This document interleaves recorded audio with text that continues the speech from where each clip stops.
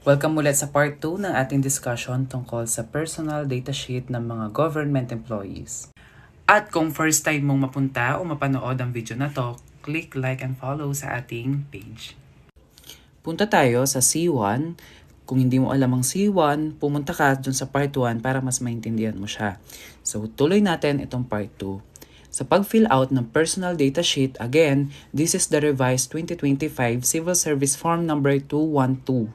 Ito yung ginagamit natin na parang biodata.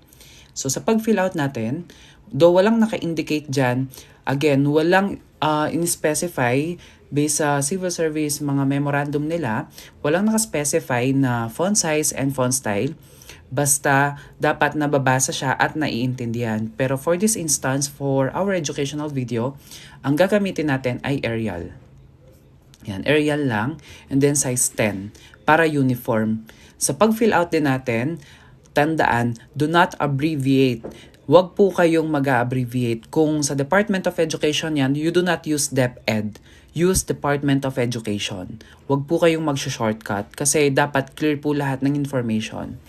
And then, sa apelido, lahat po ng character na gagamitin natin sa video na to, lahat ng dates ay pawang for educational lang. Hindi sila totoo. Sample lang po sila. Disclaimer lang yon. So, si De La Cruz,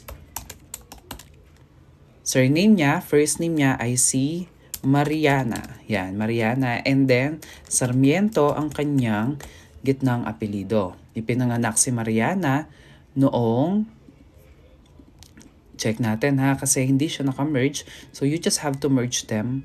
Tapos, ipinanganak si Mariana. Tandaan po, katulad ng nasabi ko sa unang video, ang pagsulat o pag-fill out ay mauuna ang araw, tapos buwan, tapos taon. So, pinanganak si Mariana noong February 20, that's 20/02/1999. Pinanganak si Mariana noong February 20, 1999 sa Quezon City.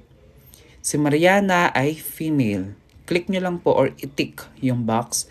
At sa kasalukuyan ay single si Mariana. Ang height ni Mariana ay 5'5", so that's approximately 1.67 in meters po.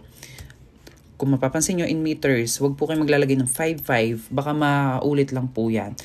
Or sa weight naman, kilograms. Assuming na si Mariana ay 52 kilograms lang. Pwede nyo po siya lagyan ng M at kg, pero pwede ding hindi since indicated na po siya doon. For blood type, assuming si Mariana ay A positive. Walang humid number si Mariana, so anong gagawin? Manghuhula ba siya